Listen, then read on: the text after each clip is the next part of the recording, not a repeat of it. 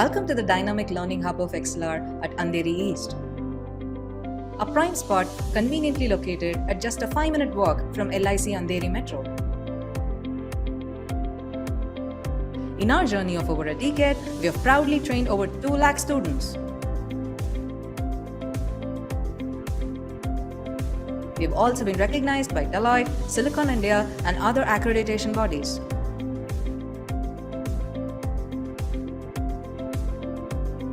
Experience learning like never before in our spacious and comfortable classrooms.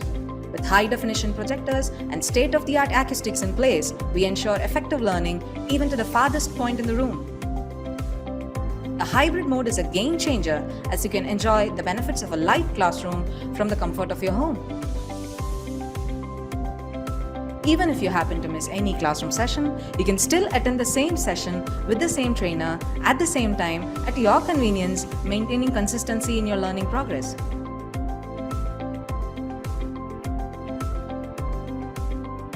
Wanna get started? Join us for a demo or career chat over a cup of coffee at our Andheri branch. XLR. We don't just train, we build careers.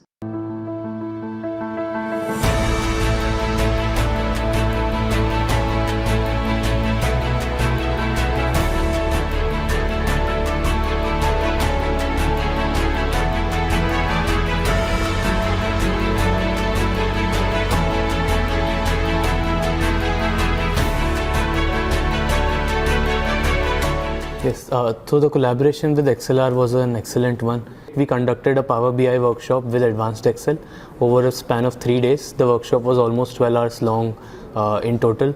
Mr. Karthik, who was an amazing trainer, helped the students understand the concepts deeply. I am sure that the students will be able to apply these concepts in their as well as their daily lives. The trainer, Mr. Karthik, was an excellent person where he explained in very detailed manner on how to give great insights using very complex data sets.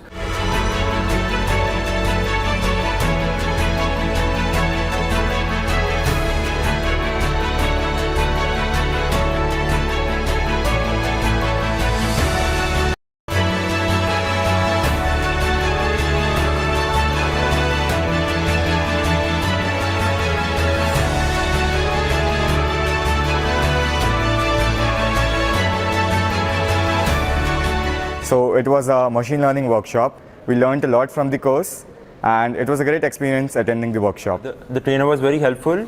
He had a hands-on approach with his teaching and it was fabulous. This was a great experience for me. So I would absolutely love it if XLR and its team would come again to our campus and conduct more events like this.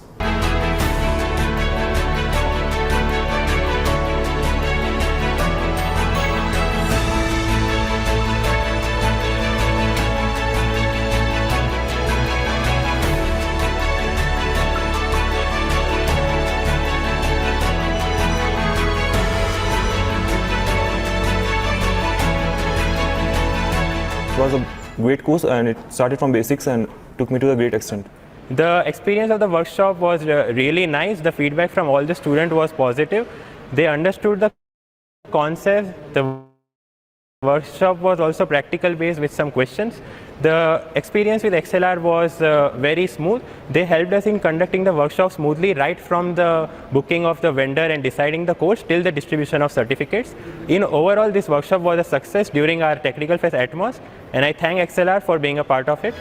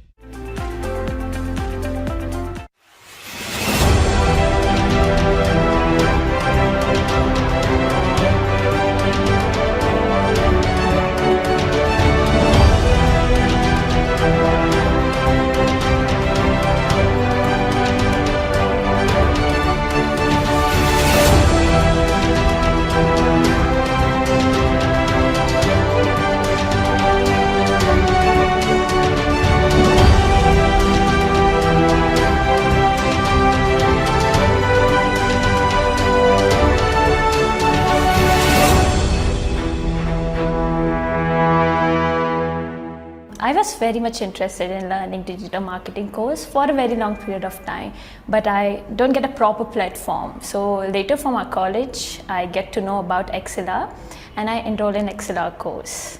It was really good experience.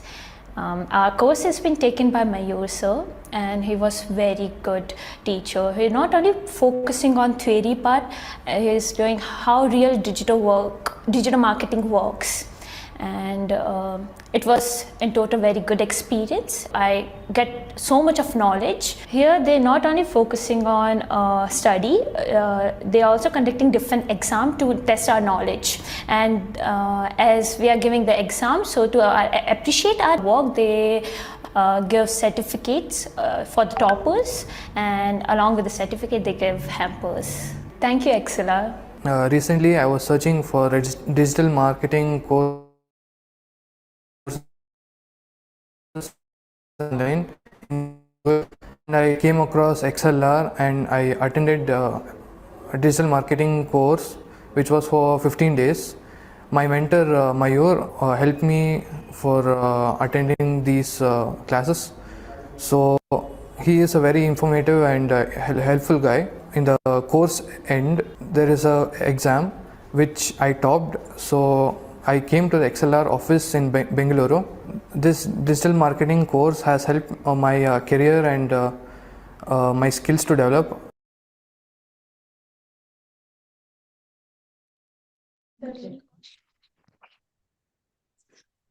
Students, I request please inform your friends to join the session. Yeah, good evening, sir.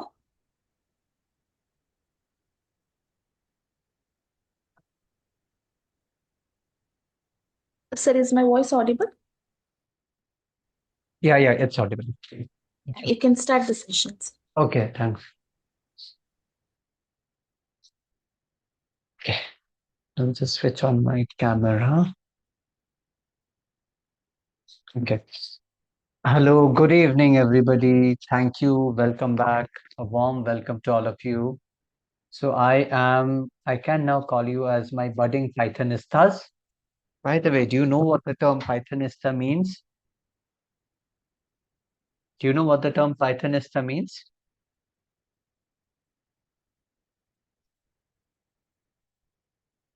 Yeah, no. A Pythonista is a person who loves Python, who is addicted to Python.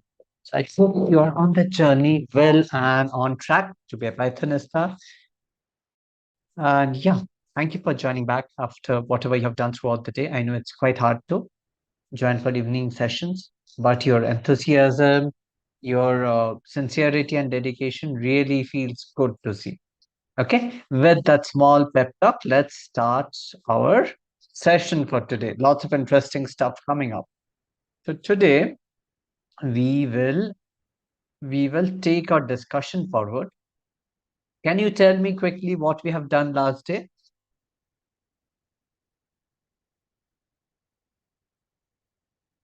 Less comprehension loops through numbers, less comprehension with if condition. Great. Yeah, correct. Who's this? Banuka. Varshika. Okay, Varshika. Hi. Good. Thank you. Right. And then what else? So we have, one second, I will have some disturbance here. So I switched off the video. Let me just try and see if it comes up properly now. Yeah, I think it's okay now. Right. So today, what then should we do? We will take up tuples. Okay. We will take up dictionaries. And what else? We will, time permitting, we will take up something called sets and then start with the introduction to functions. So a lot of cool stuff coming up. Excellent. Stay tuned. Just be focused. And whenever you feel like you're getting demotivated to continue, do remember why you are here in the first place, taking all the pains to join after a whole day's class or session. Yeah. So without much ado, let's start our session today. So quickly, just to recapitulate, what are the major data types we have covered till now? One is numerics. Then we have what we call as strings. right? Then we have lists. And now we will come to something called as tuples. So now tuples, by the way, are similar, very similar to lists. Okay. Only thing is that whereas lists are mutable, tuples are not mutable. And how do you define a tuple? Let's get back to work. And here it is. So how do you define a tuple? So, okay.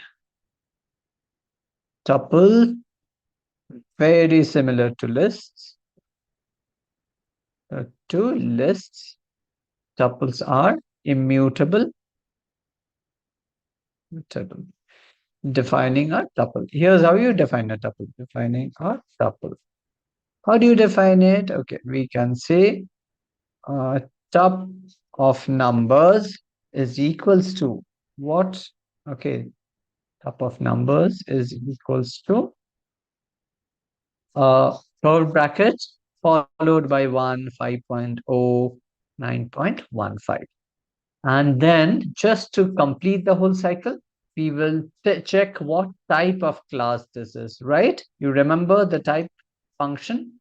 It checks what type of class of what type of object it is. So let's check it. And let's also print the tuple after that. Let's print the tuple after that. Okay, so that's your first program for the evening, and we have already started off.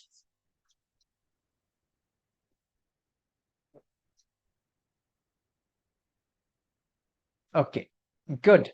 So far, so good. Things are looking quite fine. And yeah, now that we have done this, next what?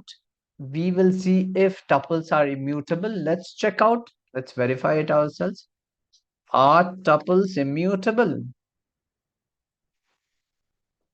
Let's verify it. Okay, so let's say the tuple of numbers. We are going to update the 0th element here with, let's say, 10. Will it work? Okay, let's have a look. Print tuple of numbers.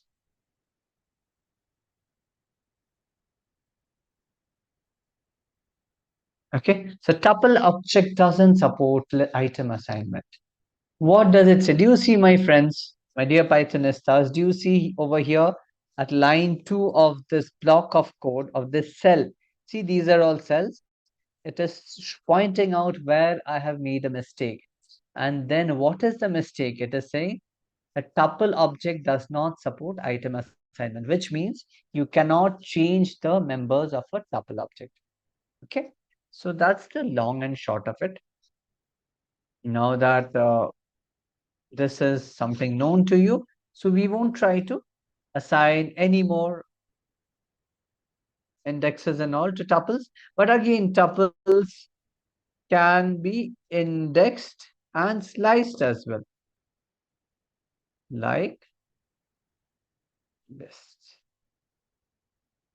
Okay, so far so good. Now let's take the tuple over here. Tuple of numbers. Again, we will print out quite a few things. And what are they? What should I print out? Can you give me some ideas? What do you think I should print out? Come on. I want energetic people in my class. Zoom the screen. Yeah, sure, Piyush. I will try to zoom the screen. I'm sorry. Is it okay?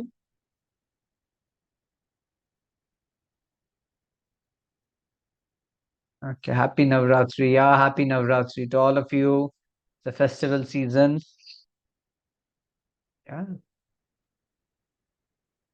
Okay, right, guys. So what should I print here? Come on, tell me.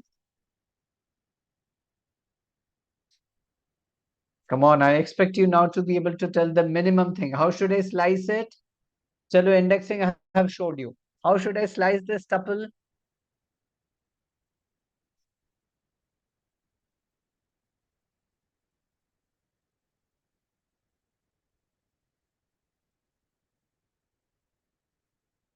guys need a bit of revision. Come on. You should get your LMS materials. You should be accessing more often. So what will these two return me? Okay. So what should it return? Come on. Tell me. Let me see. Okay. Output is 1. Say 0 to 3. Very good, Maruf. Very nice. But I've taken 0 to 2. Let it be. Okay. Good. Now let's print this. See, first it prints the value at index position 0. Then it also slices the tuple. So all these things work. So the repetition operator will also work. Okay. Repetition and concatenation. So how will it work? It will work like this. Print. That's a tuple of numbers into 2. It will print out, right? It has printed out the tuple repeated twice.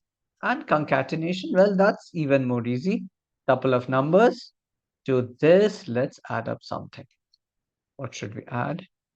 76, hundreds. Let's take bigger numbers. Okay.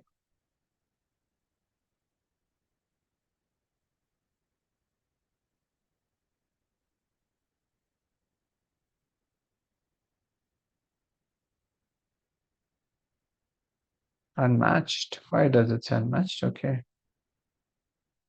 Yes. So that's the concatenation. By the way, you can always typecast a tuple into a list and vice versa. So let's have a look at that as well. Typecasting a tuple into a list and vice versa. Okay, so what does this look like? So over here, let's say list of numbers equals to, you use the list function and typecast the tuple. See, similar data types, right? You can always print out a list of number.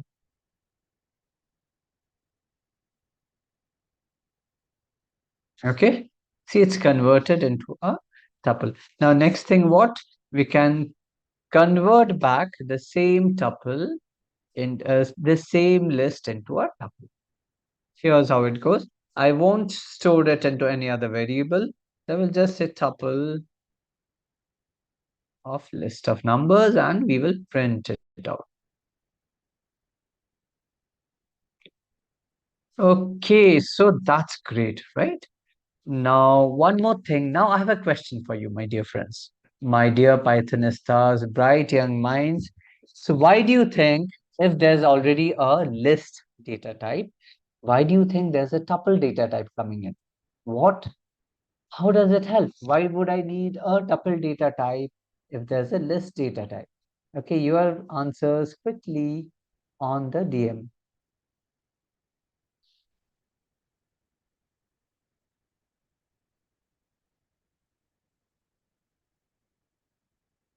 Yes, Maruf, tuples are immutable, but why? Why would I need a immutable data type when there's a mutable data type already? Yes, so Darshan, tuples are immutable, I know that. But why then do we have two similar data types?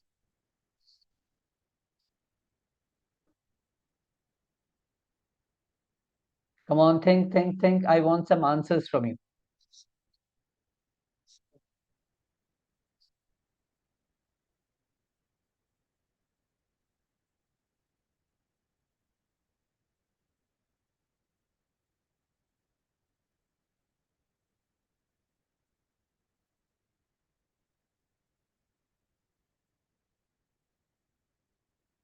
Yes, Sandhya, that's correct. Lists are mutable, can be changed, and tuples are immutable. But why?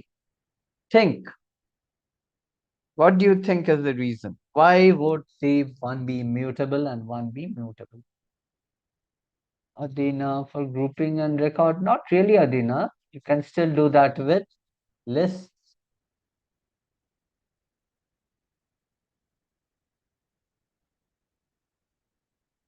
Fix a particular value, Ramya Shri. Not really.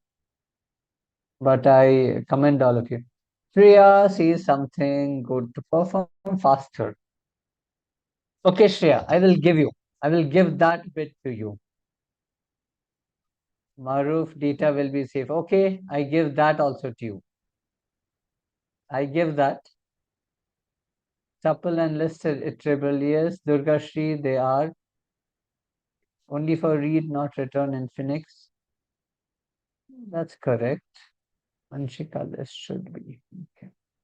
Okay, guys, let me now tell you the internals of memory management in Python. Okay. Now let me introduce you to something which you won't get to hear very often. You know what happens in lists whenever you declare a list. By the way, I don't like this color right now because it's coming through all the way. Should I select this one? Not red. Let me take this one. See how it no, not this one. Let me take this one. Very few options. Okay, when you declare a list, okay, so what happens in memory? Let me say I declare a list for 5 numbers, okay, LST equals to 1, 2, 3, something, something, something, okay. So internally, the memory allocation happens like this. Let's say it will say 1, 2, 3, 4, 5, 6, 7, 8, 9, 10. Okay, although you have declared 5 numbers, but it allocates memory for 10 numbers. Why? Because Python, being smart enough, understands that that there may be a necessity for actually the list to increase. Why? Because you have appends, you have extends, you have inserts, right? So the list may increase. So it allocates more memory. Now, when this list finishes up, you know what? Some other section of memory, it again allocates one more data chunk. Suppose I finished off till here. Okay. Now, then again, I'm trying to append. So again, it will take up one more memory segment where it will allocate 5 more memory cells. Understand? So if you just need to do a read operation, not an insert or delete and all that. So why would you waste memory? That's one point. Wastage of memory. So when you actually have to put more memory space allocate, so anyway, time will be less, time will be more, correct? When you are, suppose you want to insert, update and all. So time will be more. Third is, yes, as I think Maruf, you said, data security, right? You don't want to give lists so that people can update or insert the data or append, right? So those are few of the things, but mainly is memory management. Don't waste memory.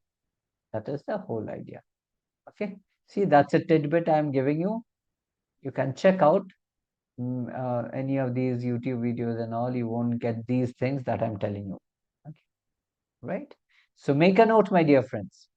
Don't let these nuggets go away without making a note.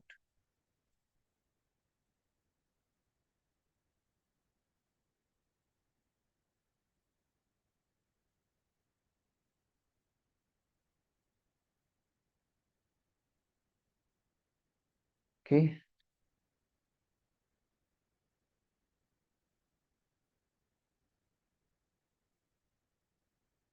So that is one thing that I wanted to do. So what are the methods in Python, in tuples? I will quickly show you the methods, important methods in tuple.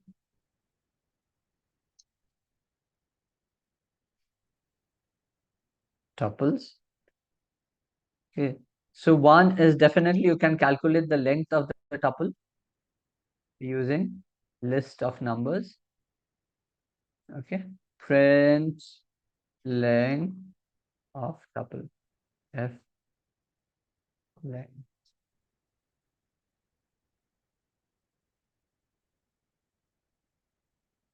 Okay. Next is what? Suppose it's a homogeneous tuple, you can even calculate, find the min max. Range f min, let's say in our case, is min of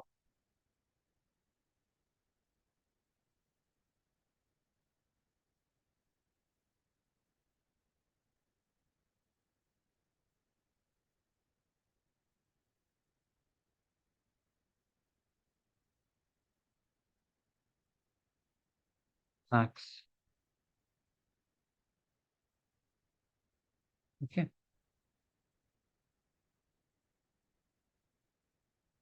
So these are three functions which come automatically. Yeah. Length, min, max. See, these are inbuilt functions any which ways. And what about the tuple methods itself? Tuple methods. The methods, and what would that be? Print tuple cube numbers dot, do a dot. See, it will suggest automatically. And to count, let's say how many times one is there, you can count it. And index, right? These are common methods which are there even in lists. Dot index. That one. Okay. So counts how many times that element is there, and index, it finds at where exactly this object is located. Okay. So right, guys, this brings us to the closure of tuples. And for you, quickly, what do I have for you? I have some work for you. You will quickly check out these numbers. Sorry about that. Who had told me to zoom it? My dear, you need to adjust a bit. I have zoomed out now because I want you to quickly try out these scenarios. Okay. So here's the time. What will I do? I will try to set up a counter today. And let me see if this works out. Yes.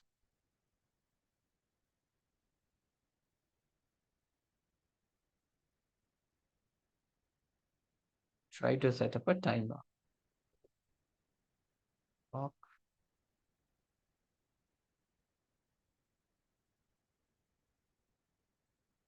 So stopwatch. Stopwatch or timer will basically will give 3 minutes of time for you to quickly check. Over here, your time starts now, my dears.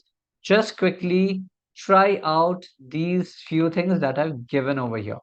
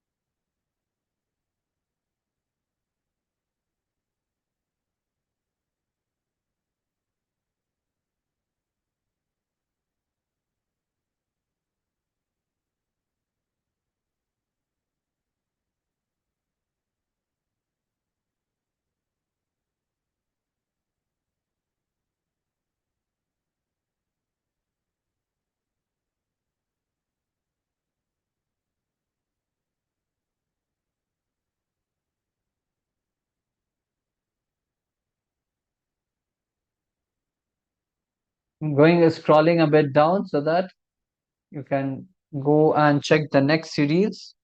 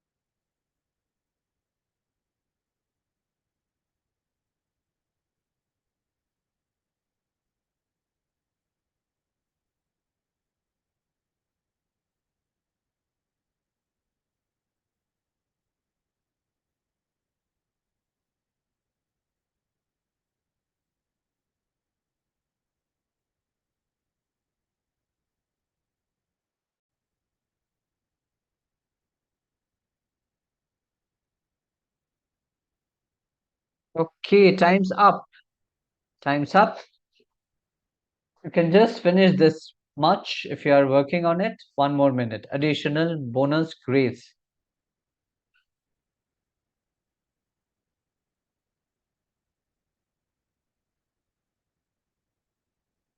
Tharva, can I zoom the screen? Yeah, Tharva, I will zoom it.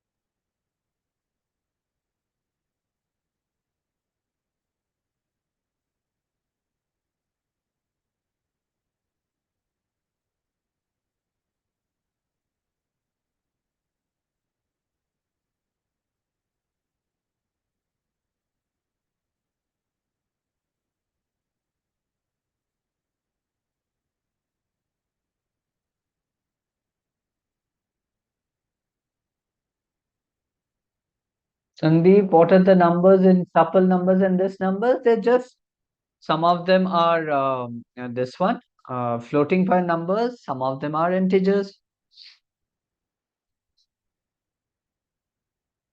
I hope that answers your question, Sandeep. Okay, guys, now a hard stop.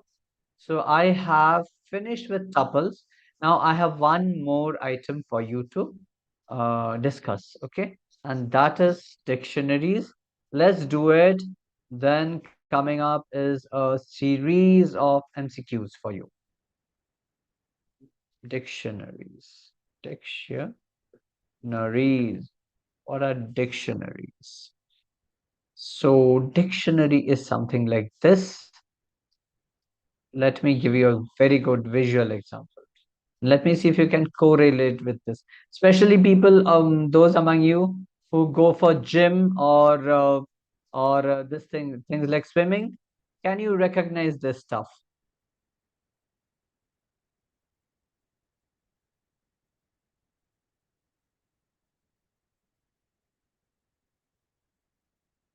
Lockers, very good. Okay, Maruf has given me the first answer. Okay, Ashish, lockers, very good. Okay, yeah. Sandeep, I will try to recapitulate for you. Don't worry. Just follow what I'm doing now. Minu says lockers. Okay, guys, you all are gym goers, is it? Okay. These are called as racks, Revant Gora. Okay, Revant Gora, I take that also. Locker. Okay. So majority consensus is lockers. Okay. Thanks a lot, guys. Now hold on. Now my next question is coming. So you open a locker with a key, correct? Right? And within a locker, you store some material, maybe your gym bag, your shoes, etc., etc. You store it. Then you close the key and take it out. Now, when you want to again take out that material that is inside the locker, you use the, what do you use? Use the key to open the locker. That means to get a value, you basically need to use the key. Okay. So here's how a dictionary actually looks like. Okay. A dictionary is called as a hashed key value pair. What is a hashed? Lot of things. Hashed key value pair. What does it mean, my dear friends? It means there is a key, let's say A, and there is a value, let's say 1. So the way to do it is put a colon and put a value, or name and put a value, like say uh, okay. So these are elements are separated by a comma and they are enclosed by a curly brace. They are enclosed by curly braces, not by a curly brace pair. Okay. So this is how a dictionary is defined. D items. Now the way to access the value is through the key. Like for the locker, we have been doing same thing over here. Okay, got it? So to access the value, you have to use the key. like this. Okay. By the way, the key value should be an immutable data type, not a mutable data type. Okay, just keep this in mind. Okay. Now, how do you loop through it? So there are certain dictionary functions. So dictionaries are mutable, which means that you can actually change their contents. Okay. So by changing a key, I can, by changing, using the key, I can change a value. So I can make it as 2. Okay. Or D of name, I can do it as, that's a small, all small, that are called deeps. Okay. Right? So hashed key value pair. That is the concept behind a dictionary. Okay. Now quickly, let me show you few examples and then we will get to problem solving. Okay, so far so good. Let's take the. So let me define a dictionary. I had created a cheat sheet for this. Let me see if I can take it out.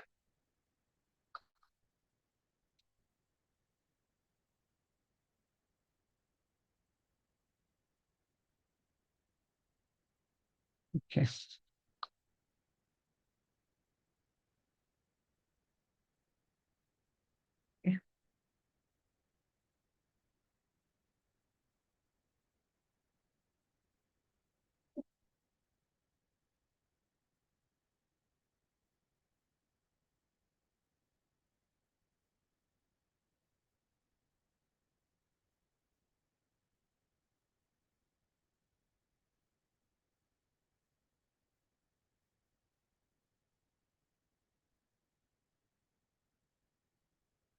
Okay. So here's a dictionary. Let's take this. Let's take a student details. Okay, so what do I need in a student details? I need the student's name, age, and maybe course. Okay. Let's say Alice, age 20, courses, Python C. What does this tell you? I am getting all the details of a student and storing it into something. What is that something? It's a dictionary. So I can print the dictionary like this. Okay. So defining, first is defining a dictionary.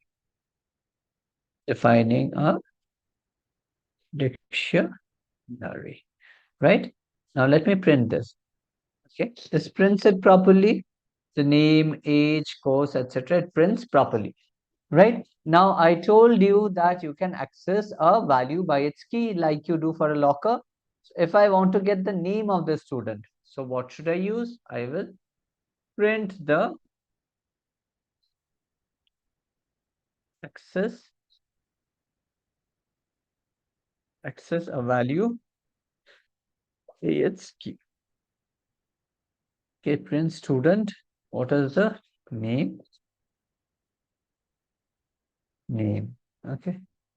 So here, what do we get? We get the student name Alice. Okay. So this is again, I reiterate, it's called as a hashed key value pair. Okay. Please keep this in mind. Hashed key value pair. We'll listen to this term many times. Next, what should we do? I told you dictionaries are mutable. So let's verify it. Dictionaries are mutable.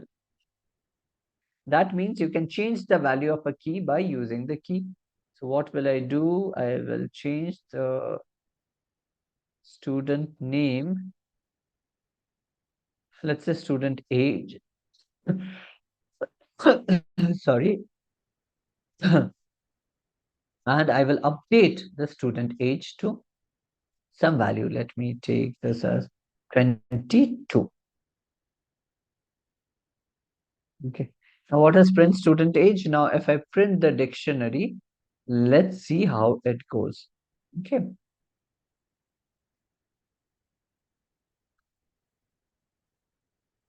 Okay. So here's the proof that dictionaries are mutable. Now quickly, before I proceed, you need to work these two things out on your own. Come on. Define a dictionary, print it, access a value by its key, and then update a particular value by using its key and check it out, verify it. 2 more minutes for you.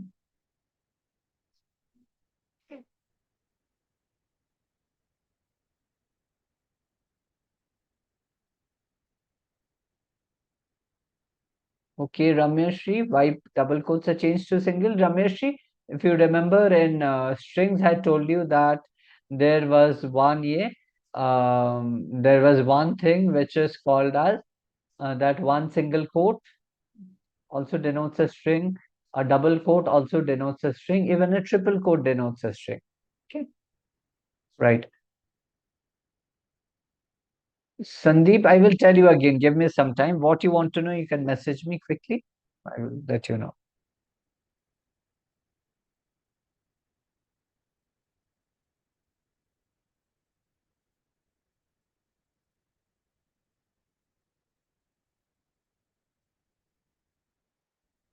Uh, yeah, Haripriya, I will explain it. Okay. I assume that you are asking me to explain the dictionary part over here.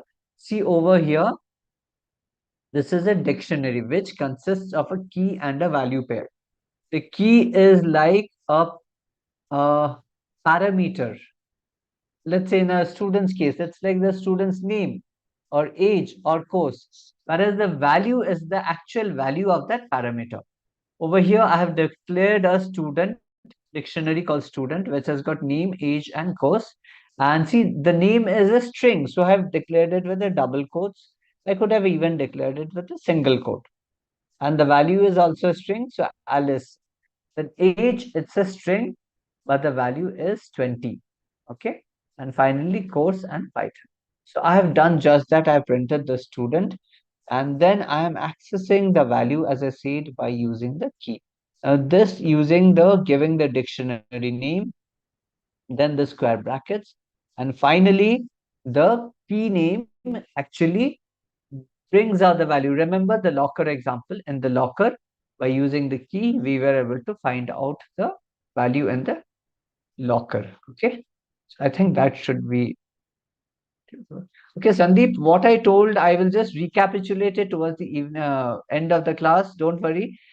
So, yeah, I think my colleague Shushmita is there. Shushmita, towards the end of the class, please remind me. Sandeep's question is there. He wants me to recapitulate tuples. Okay, 10 minutes before we stop, and I will recapitulate for you. Okay, Sandeep. But you need to stay back till then. I will definitely recapitulate. Now, just concentrate on what I am telling you. Okay, don't worry. It won't go without me telling you.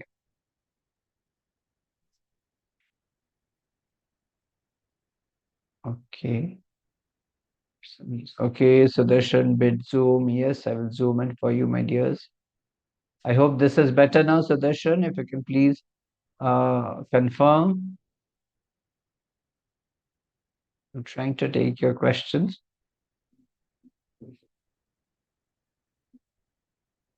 Shah, please again, sir. Okay, guys, finish off the code. I will tell you again.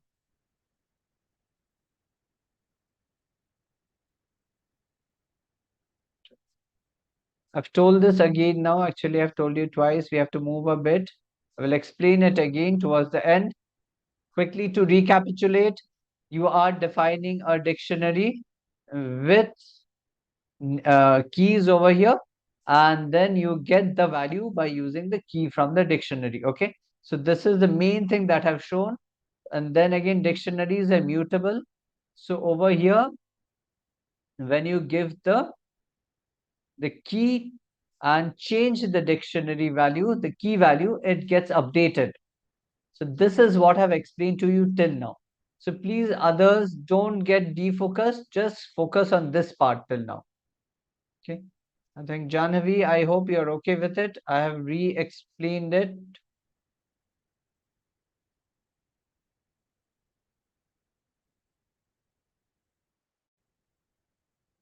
Okay. Thank you.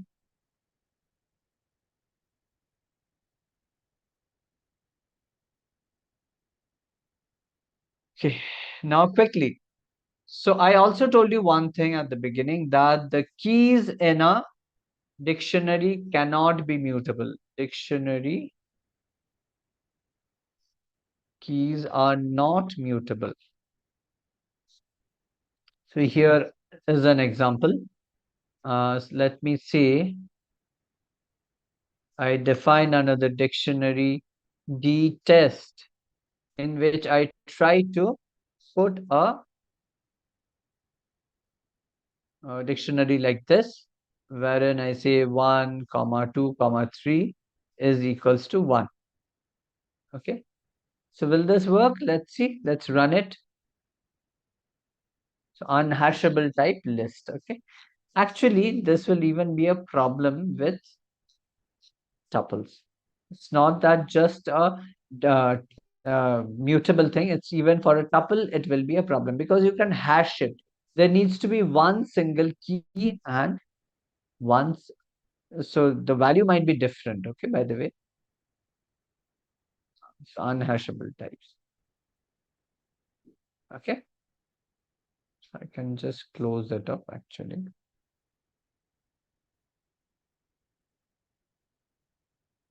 Oh no, it has taken the tuple. Let's see. That's strange. Okay, it has taken. So that means it doesn't spare a mutable data type, even if it's unhashable, but it does spare a immutable data type. Okay, point to be noted, my dears. Next, what should I tell you? Okay.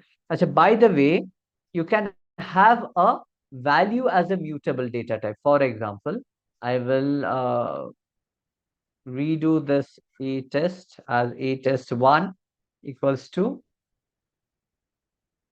let's say A is equals to 1, comma 2, comma 3. And just we will run what is the A test 1.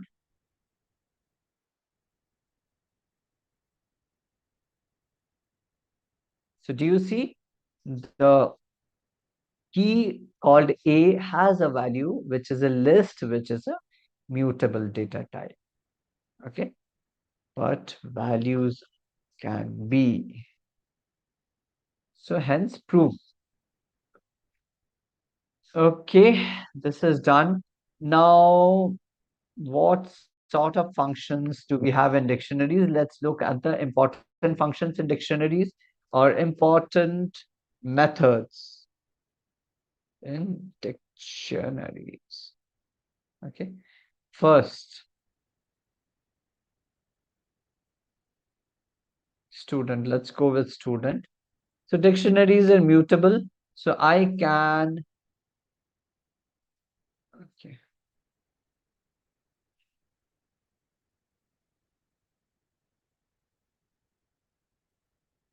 So student dot, I can take out, let's say pop.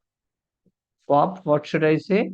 It actually returns the specified key. Let me say, I want to remove from the dictionary the method course.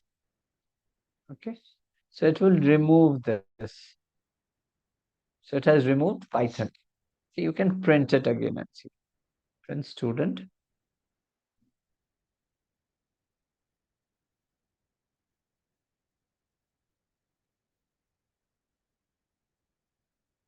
Okay.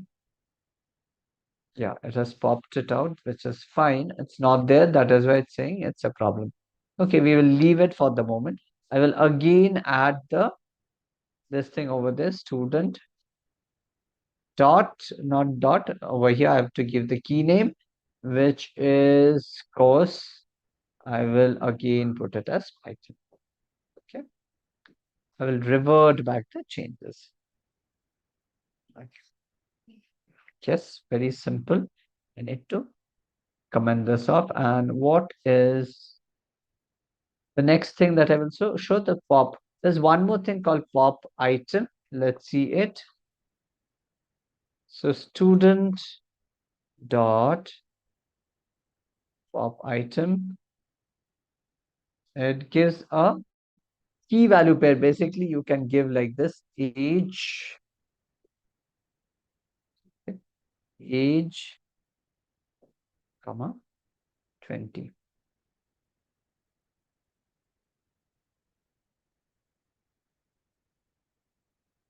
Item takes no arguments. Okay. Oh, okay. Sorry. It takes no arguments. I'm sorry about that. Okay. So it has started popping out from the course here. So you see, when you give pop item, it arbitrarily pops out the value. Let's just print out what is there in the student dictionary now. So the pop item method, how is it different from pop? In pop, you specify the key. In pop item, you can't specify the key. It takes arbitrarily from the end. Did you see the course? It was popped out. If I do a pop item again, it will give me this one. Student. Okay, let me pop it out again. Student dot pop items. No print here. It doesn't work. Not needed also. And then print students again. Student dot pop item. Object as my pop items. Okay, there's something wrong. Typo. Let's quickly correct it. Okay, student dot pop item. Yeah, that's the name. I typed pop item, so it's a small mistake and it's corrected now. See, the next thing to be popped out or deleted is age. Now, I will just do one more thing. I will show you one more method called clear. So it clears out the entire dictionary. Let's take the clear method from this test. Okay. So here, if I do a test dot clear and then print the value.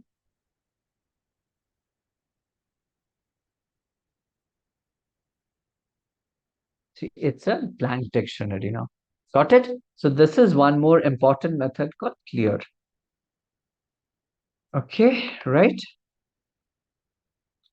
Now come on, you have to get working on this quickly. You will check out from here. Take up from this important methods. Okay. Anyway, the rest of the things are there for you.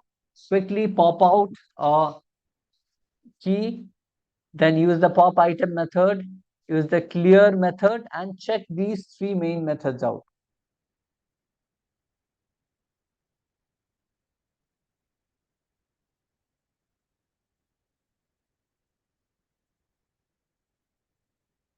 I'm zooming out a bit so that you can see the last thing. Okay, 100%. Okay. Copy till here at least.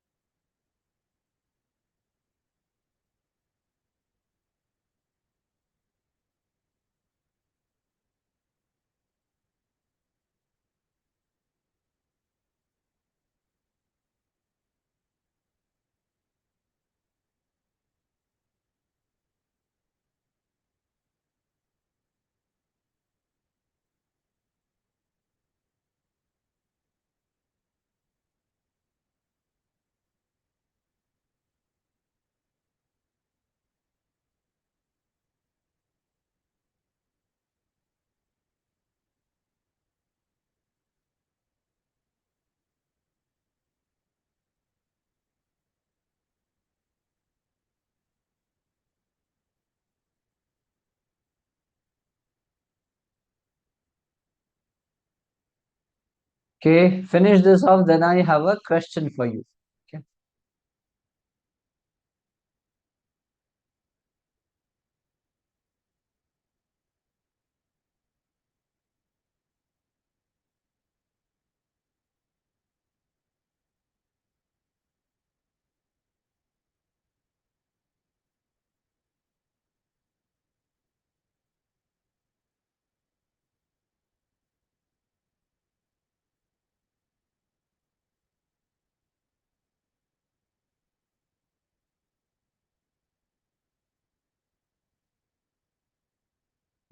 Now, you guys done?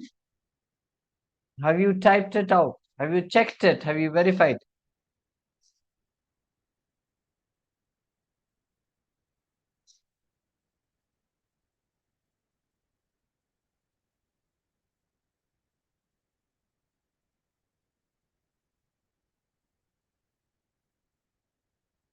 Okay, now one question for you. Tell me yes or no. Do you think we can change the keys in a dictionary? Somebody has asked it, and I really like the question. Do you think you can change keys in a dictionary like you change a value?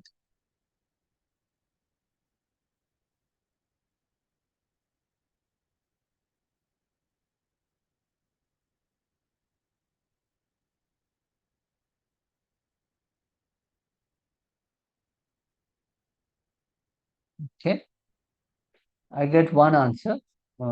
It says no, we can't. Okay, let me wait for a few more answers and see what is the general consensus.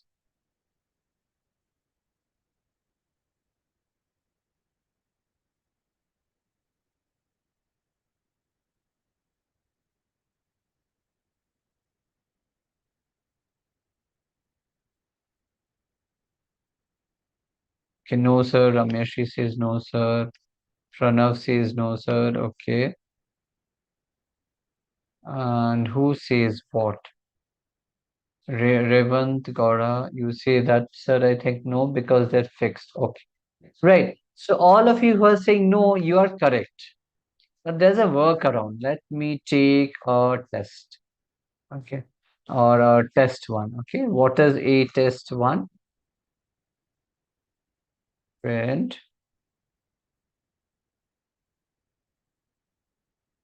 a test one. Okay. This is A1 to 3. Now suppose I want to change from A to B.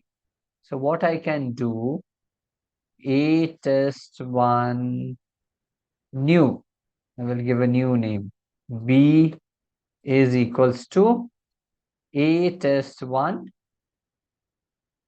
A. Okay. So what does this do, my dear friends? What do you think is this expression going to achieve?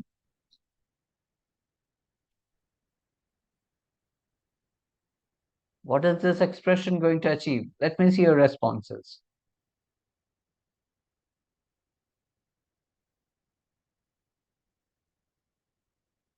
Replace A to B. Not exactly, my dear. So what it is doing, it is going to create a new key called B with the same value. Remember, with the same value as A. So it is saying with the same value of key A. Remember this. This is returning you the value. So it's saying there will be a new key called B whose value will be this. Okay. Now let's print this over here now.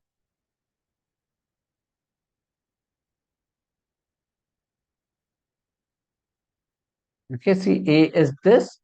A and B both have the same value. Now, the last part. So I am going to do A test one dot pop, or even I can do like this. I will show you one more different way of deleting an item. Test one A. And then I will print A test one again. Okay, right. So here's your quick cap. Okay, so now there's only one key here, which is B. 1, 2, 3. Okay, right. So this is how you can change keys in a dictionary. You can make a note of it, and then we can go in for a quick break. I'm giving you 2 minutes to make a note. And don't worry if you have not been able to follow along, that's okay. You still have the collab notebook in your LMS.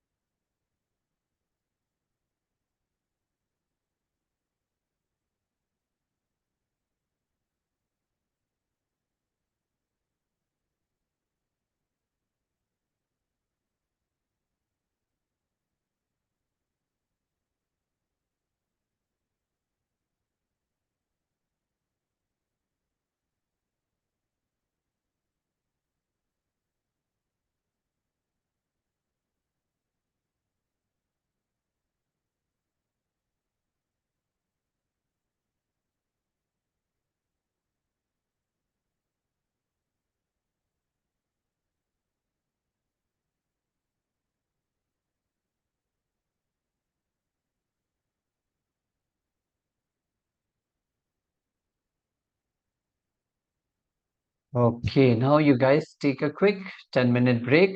When I will take one, I would like to take one. If you have been too constrained, step out for a while, stretch yourself out, take a deep breath, catch up over a cup of tea or coffee, and be back. Let's be back by 8:12 as per my clock. Okay. So 8:12. Okay. Let me keep it till 8:13. Plus minus 2 minutes is okay. Break till oh, it's already 8:03 till 8:12. That's okay. We will take a shorter break today.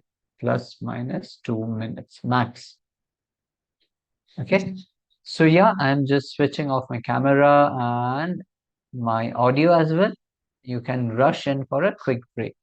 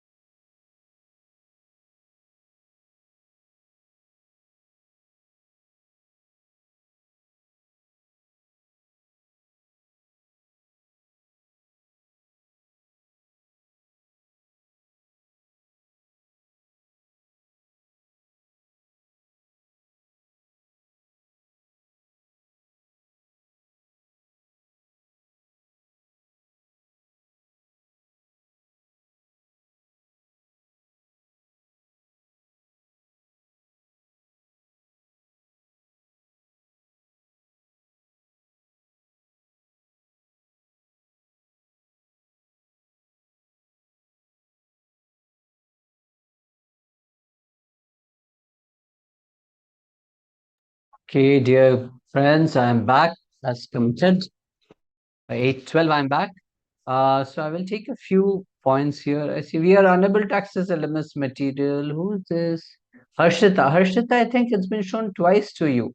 If you have any issue, I think my colleague Shushmita is here. Shushmita will also tell you. So Shushmita, if you can just unmute yourself, and if you're still there, please unmute yourself and tell them if people are unable to access their LMS materials, what is the mail ID to which they can drop a mail?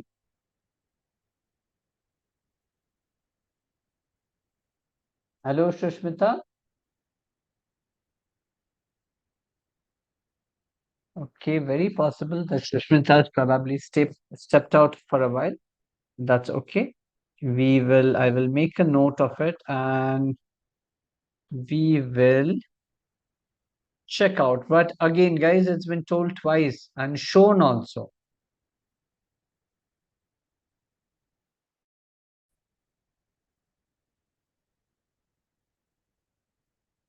I dropped my mail. Okay, Harshit, you dropped a mail, you have not got a response. Is that what you're trying to say?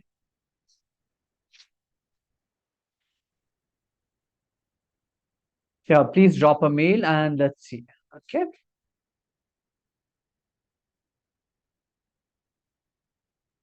Drop mail not here.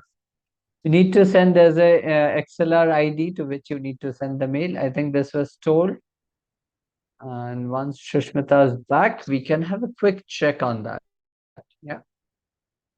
Over here, if somebody remembers the mail ID, it would be good. And, no, sir, that's true. Fine, guys. Let's start now. Start with what? Let's start with some more materials. So updating and deleting, we have done clear pop.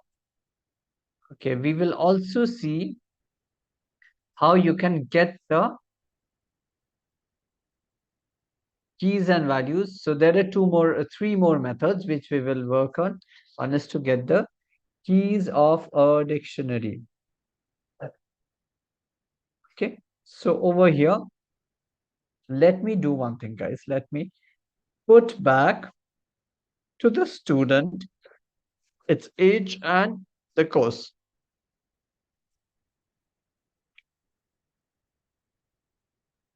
So over here, student age is equals to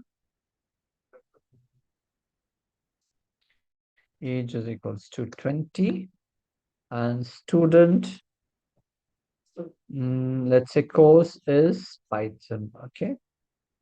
So Python. Now after this, whenever I want to access what are the keys in this dictionary, so there's a method called student.keys. Okay. So it gives, as you can see, it's called as a dictionary keys object. Remember, like list is an object, tuple is an object. Similarly, dict under keys is an object as well. So what does it return? It returns the various keys of a dictionary. If you just want to get the values that are there in a dictionary, values in a dictionary, so these are the values.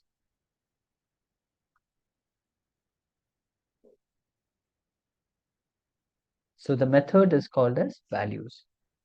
See, and this is a object by the name dict underscore values.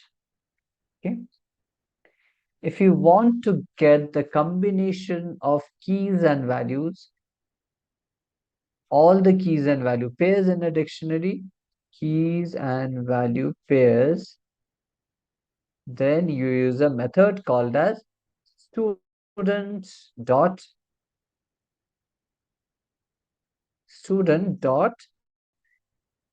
items. Okay.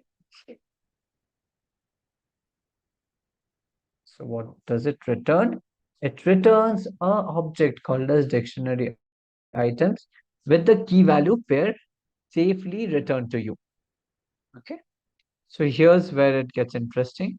By the way, you can also get this. Okay. So these are the three most important, I will say, items in a method. items in a dictionary. Okay, you can typecast a dictionary into a list or a tuple, converting a dictionary to list or tuple. How can we do it? So let's say the student is a dictionary, student list equals to list of student. Then we can type out this one.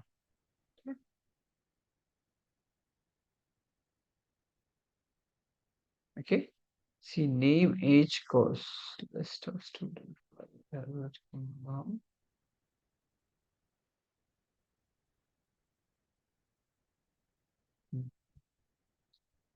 So what if I type this entire list of student? Okay. So it's printed out just the name, age, course. Ideally, that's not correct. Not sure why it's doing this. Let me see. Okay. So yeah. So here's the deal. You need to typecast the items. Okay. Student.items.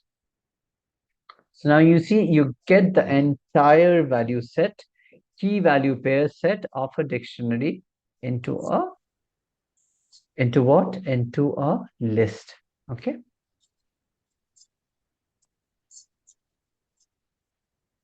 Somebody who's unmuted yourself. Okay. Till here, so far so good. Let's you just try to work out this one. Till here, just try to type out. So what did I show you? I showed you three more important methods. One is called keys, one is values, one is items. Just try to run these on your own. Quick.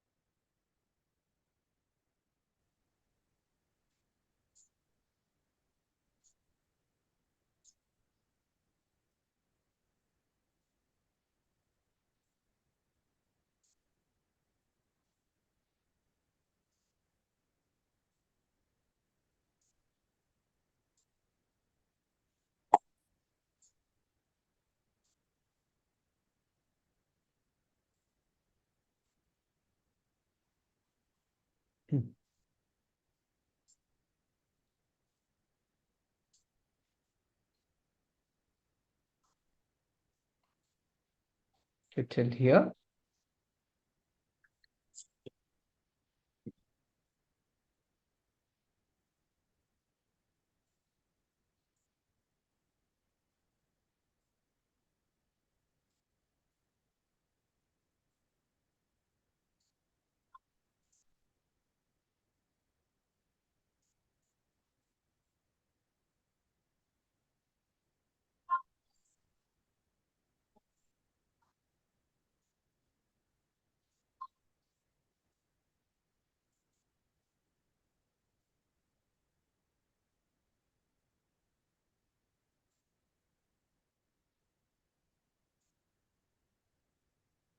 Okay.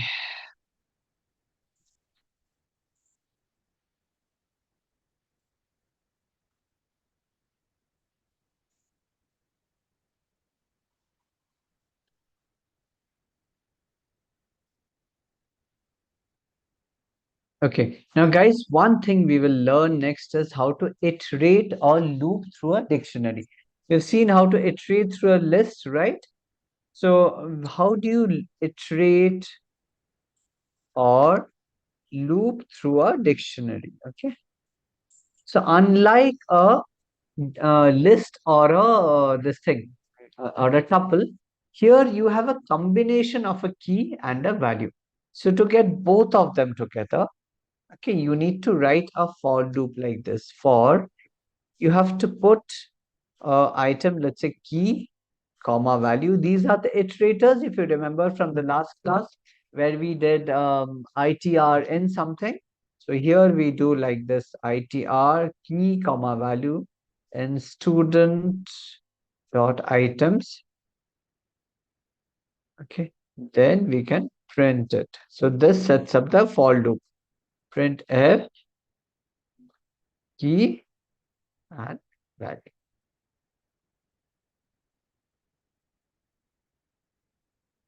Okay, so if you run this, see it prints all of these together now. Yeah.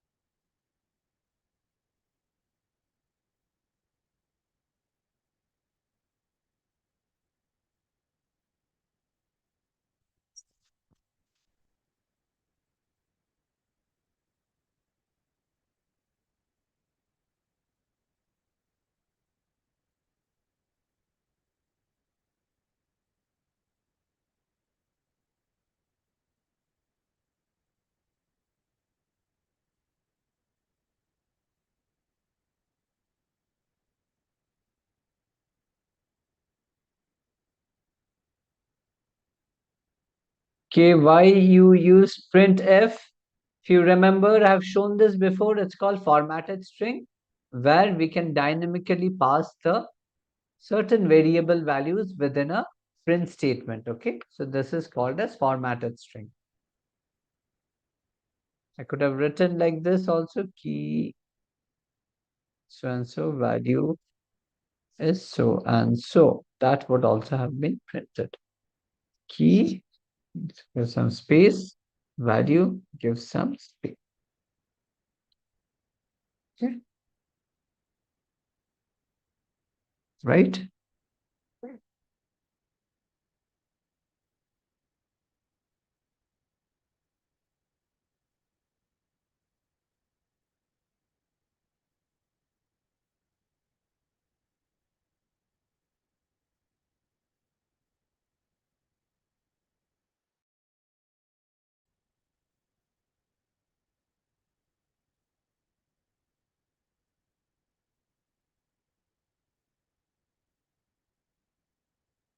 Okay, so till here we are done. One last thing, or if you're just doing it, I'm giving you another 2 minutes, please finish it off.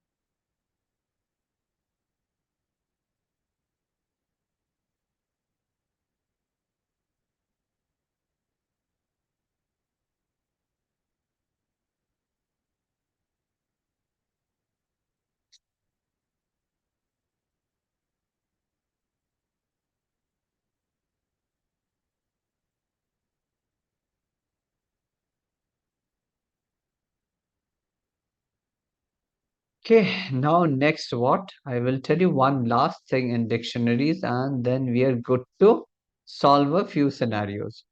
Okay, so over here, there's, I think one more method I've missed is sort, delete, keys, items. Yeah, merging two dictionaries. And is there a sort method? Just let me see, student. Dot, keys, no, copy, get items. Okay, get, okay. So one more thing is called as set. Suppose there are two dictionaries like this. Okay. D is equals to, so merging two dictionaries. Merging two dictionaries. So this is D, okay? say this is D.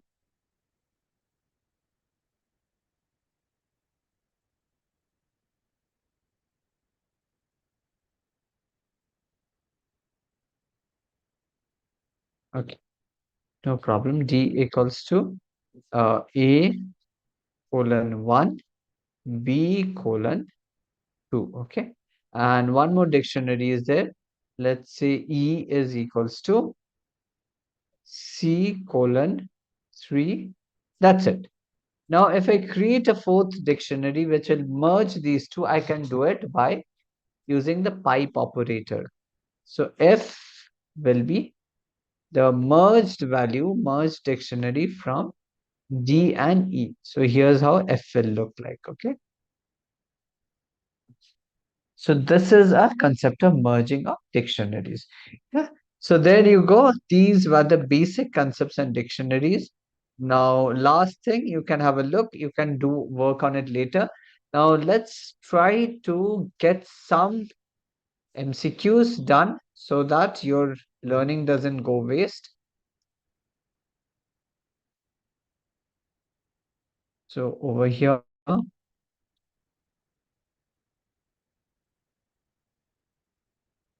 pull out a few materials for you. So can you today, let's try writing a program, okay? Write a program that takes a word from the user and creates the dictionary showing the frequency of each character. Now, slowly, you have to start getting to write programs. I'm putting this in the chat screen as also my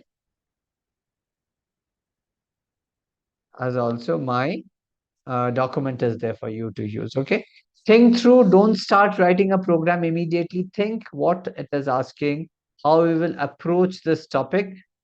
Okay, and then how you will store this in a dictionary. Okay, so it's given you an example how you can work on this. You can take it up. Okay, write down the steps you will take.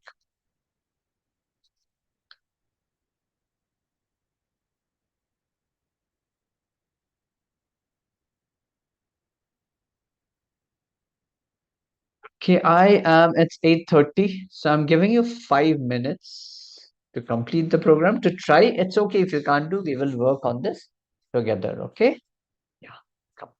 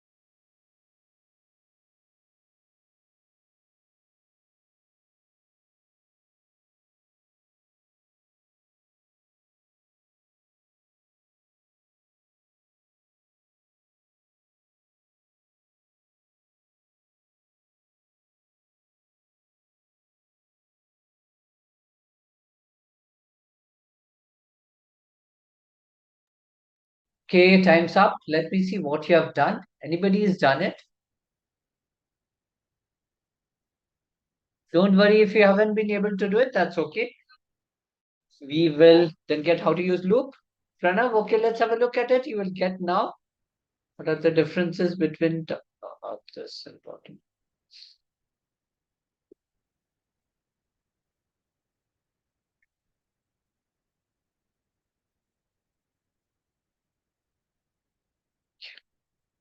Right. Let's go through this together. Okay. So what is the problem statement? I'm saying that write a program that takes a word.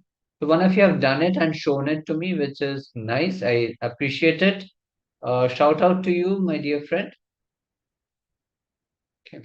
I think the person who did it, yeah, Bhuvantej. Okay, very nice, Bhuvantej. You're on the right path. But let's analyze it together. Okay. So what are they saying?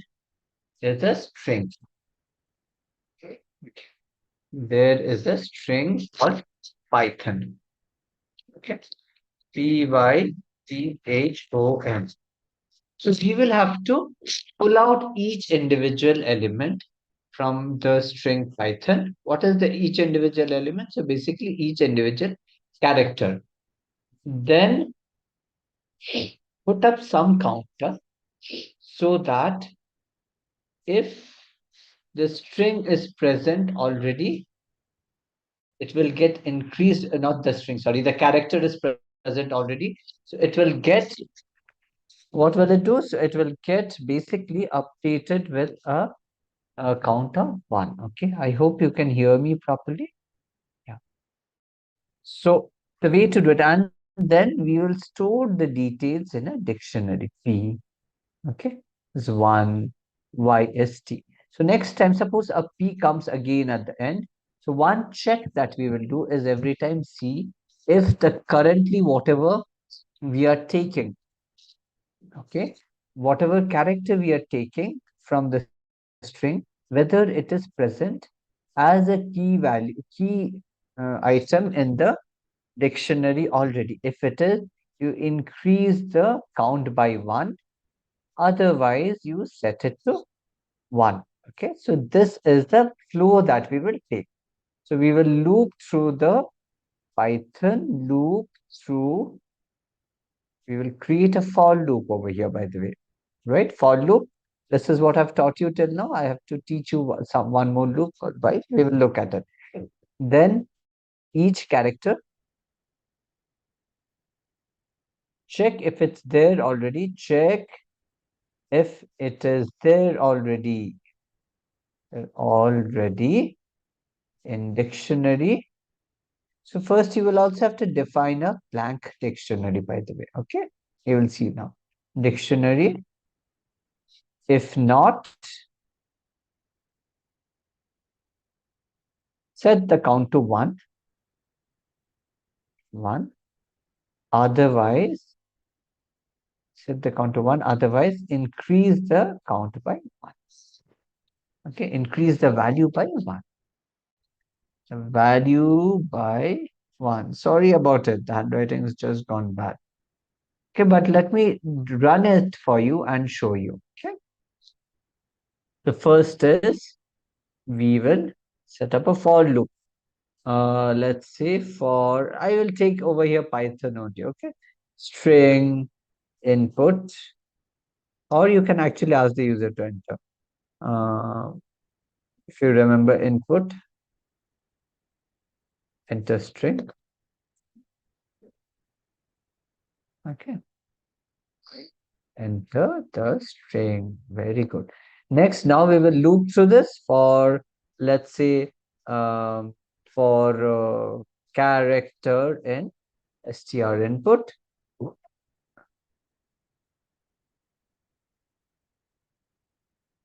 Print character. Okay.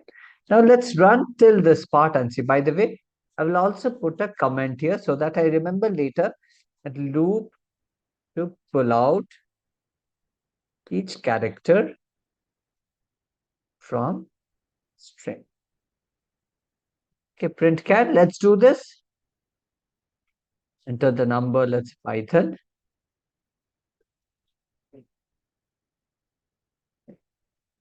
Python. Okay. This is one thing. Now what we will start the task of checking if the character is present in the dictionary. Which dictionary? Where we are storing all our details. So let's also define that dictionary now. Let's say char dict. Okay. The dictionary, and this is a blank dictionary. Yes. Next, what I will do? Oh, sorry. It's okay. Can ignore it. So now what I will do? I will check something. If what I am checking, see, this is a if block of code. We will cover this in more details eventually, but today just follow me along on this. Okay. So I'm saying if char is present in char dict. Now, my dear friends, you remember this is a membership operator, right? So I'm checking if in the dictionary called character dict, the current character is present. If this is true, so membership operator returns true. Then what do I do? Then get the value from the character dict by using the keyword key char. Okay. Don't worry if you are getting a bit puzzled, that's okay. So this returns the value. I will tell you again, I will draw it out for you, the sequence, the entire sequence. Okay. Then what? I will say I'm going to use the assignment operator saying that increase this value by 1. Else, just include this value now in the character dictionary. Okay. The dictionary equals to 1. Okay. Orientation is a problem. Finally, once this is done, we will print out the character dictionary. Okay. Let's look at it now, friends, and see how this works out. The string Python, Python. Okay. So finally, this is my character dictionary. I will do one thing. I will just close this off. Not needed. It's causing confusion to you. So I will type this at Python. And this is finally my character dictionary. But I still wonder why is it printing? Okay, that's because I've indented this print statement within the for loop. So I've moved it out now. So it has come out of the for loop. Okay, now it is printing only 1. So what have I done here? Let me again run the flow for you. What I will do is quickly try to rub this off.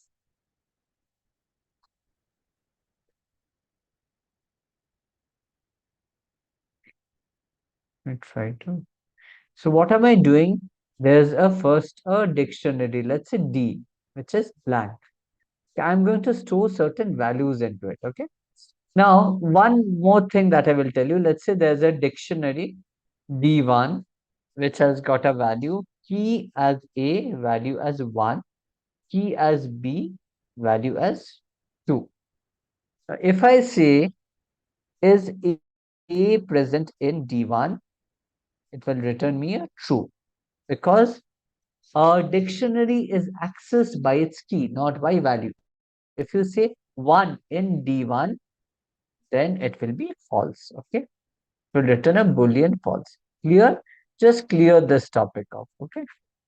Next, now what I'm saying that, okay, my dear friends, if I want to loop through this, so what do? I'm looping through the string Python and pulling out each variable one at a time. What are the variable? Means the characters. So then what am I saying? I'm saying if P is present in D, let's say initially D is a blank list dictionary.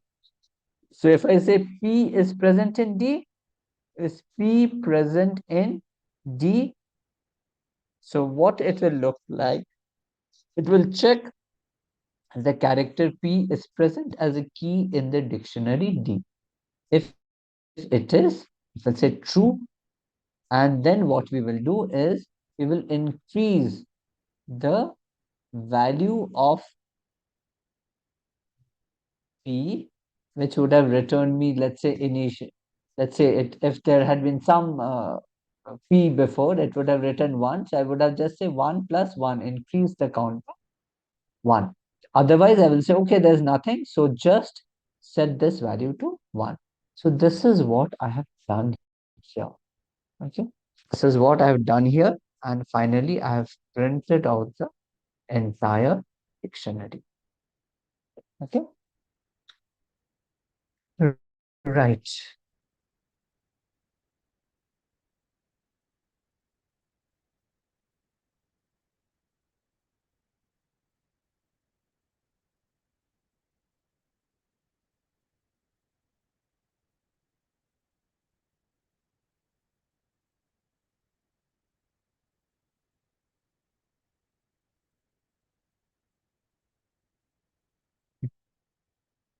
So yeah.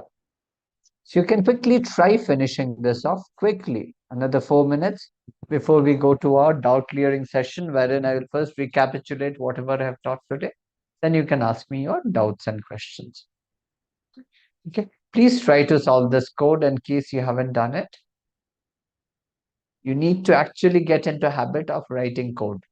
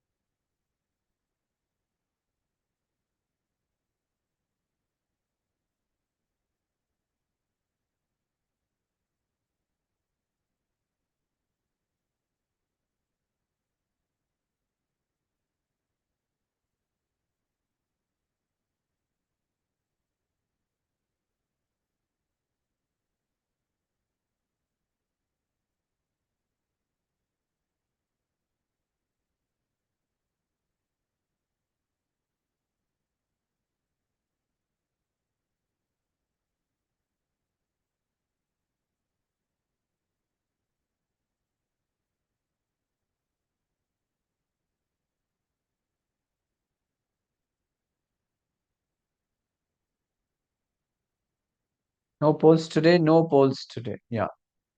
Today I have given you rather a program to solve.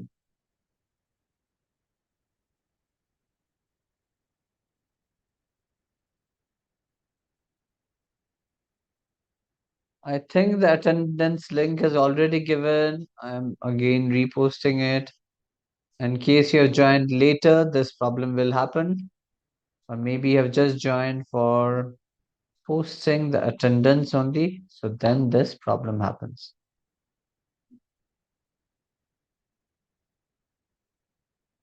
Split and partition. Pranjali, yes, you can ask me the question now. What is the question? I think I have replied to you last day also. Partition, I'm not sure which partition you're speaking of. And just put your question again. Okay, Sandeep R, are you there? If you are there, I will quickly recapitulate for you whatever you have missed.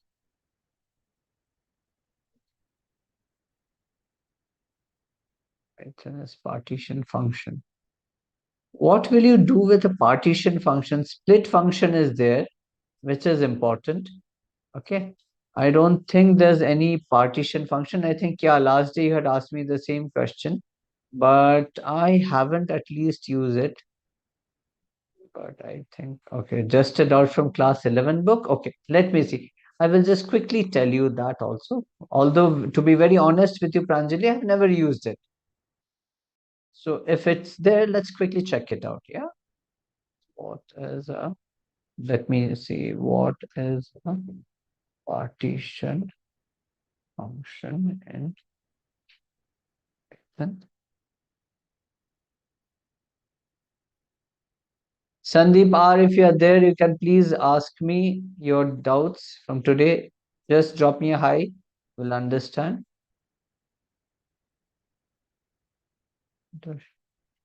Okay. Partition method is used on strings to split them based on the first occurrence of a separator. Okay. Okay. Hello world. Okay, I understand your question now. I have had a look at it. And to be honest, thank you for pointing it out. Although I have not used it or it doesn't come very frequently in your day-to-day thing. So what I will do is quickly try to show you how a partition function works.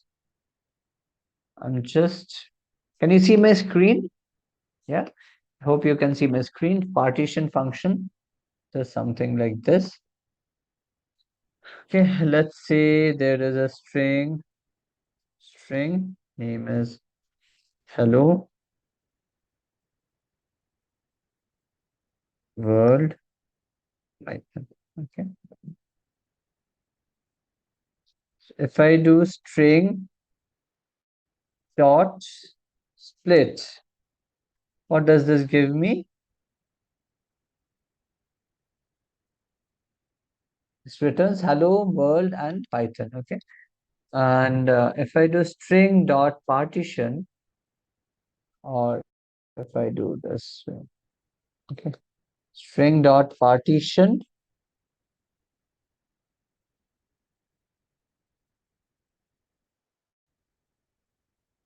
print off.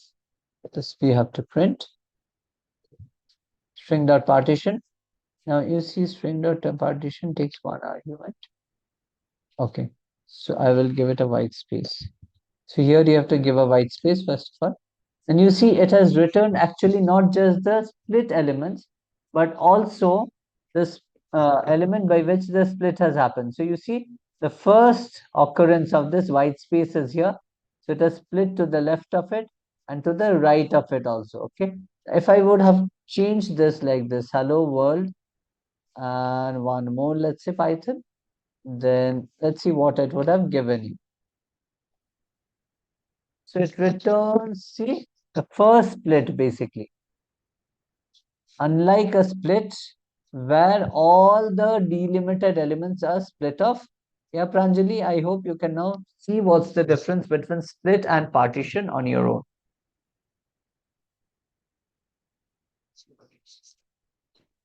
Please let me know.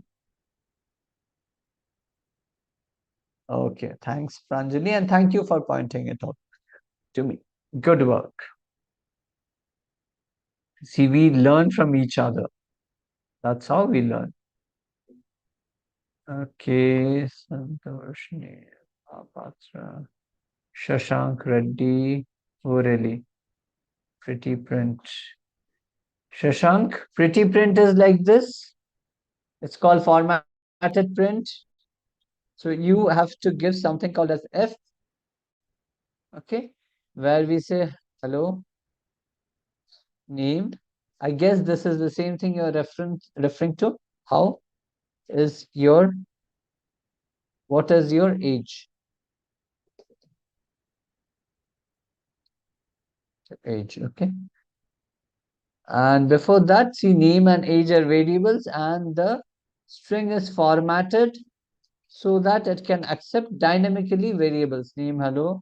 Let's say Shashank.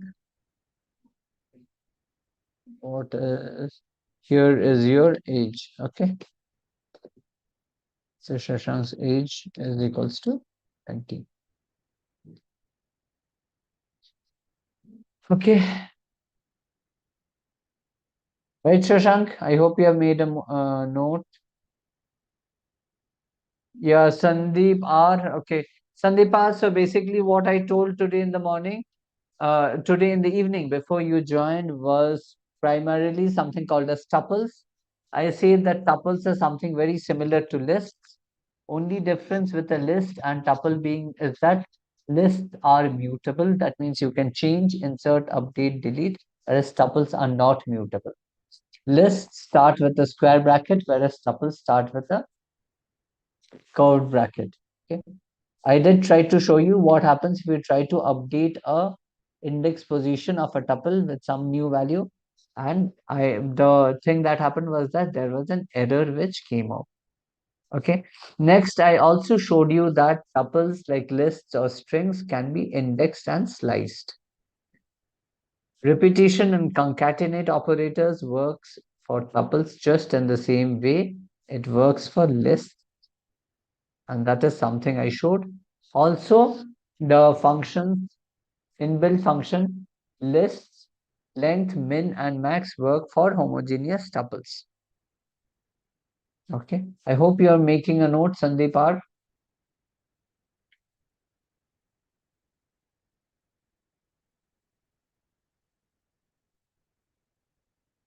Then, what did I tell? I also showed the main important methods in tuples, which are count and index. Like lists, if you pass a value and object to count, it counts how many times the occurrence has happened in that tuple of that object, and also index at what index position this object first occurs. Okay, so that's it.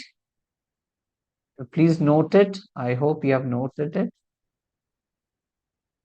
Also, this collab will be there for you to use. So you can check it out once it updated to LMS. I do hear from you that some of you are not able to access LMS. So I will pass on this note to my colleagues in the LMS team. In fact, I hope, Shushmita, if you're listening, can you please make a note as well? Yeah, yes, sir, sure. Thanks, Shushmita.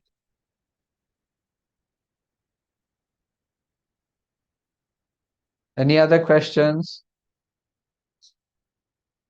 Any other question? Shushmita, if there are questions from YouTube, can you please take them up for me? Yeah, sure, sir. I'll just check and update you. Yeah. Attendance form for Shiva Soni. Can somebody send the attendance form? Yeah, I'm just sending it again, Shiva Soni. Although I've sent it now, just sending it to you again.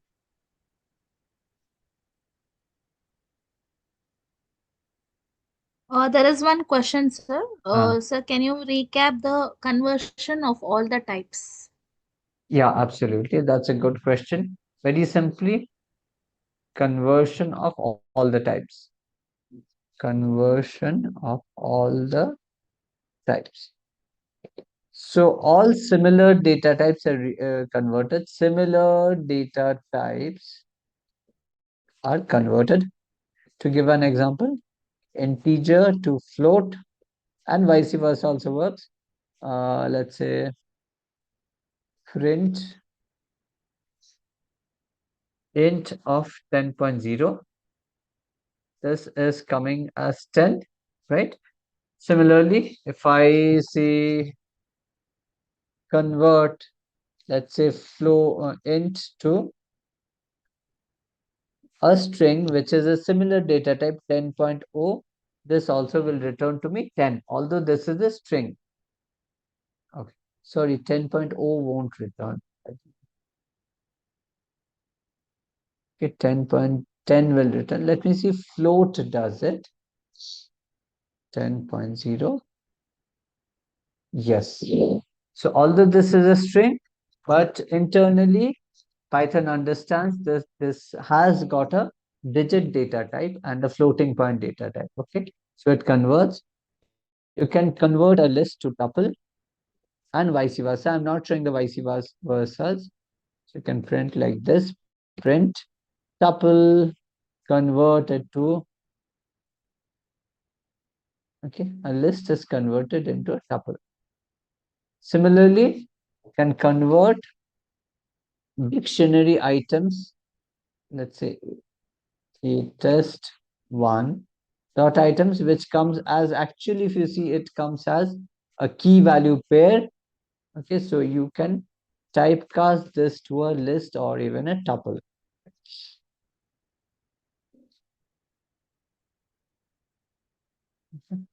Done. By the way, you can also convert, you know what? Can convert a multiple list, nested list to a dictionary. Let me try showing you. Print dict over here. Let's say 1, 1, 2, and 2, and again 2, 3. Okay, let's see what it prints out. So this has been typecasted into a dictionary. Again, saving all these details for your quick reference when you take it out tomorrow. I hope that has answered the question. And then again, okay, Strajal, if you're still there, explain the question again that we just did recently. I hope you're asking for the, I think you're asking about the program. I will quickly explain it once more. So I have a string which I take from the user. Okay, and what am I doing is that I'm getting a count of how many times each character is present in that string and storing that count in the form of a key value pair in a dictionary. Okay, does that make sense, Rajal? I hope it does. Sorry if I've got your name wrong, my dear. Rajal. Okay.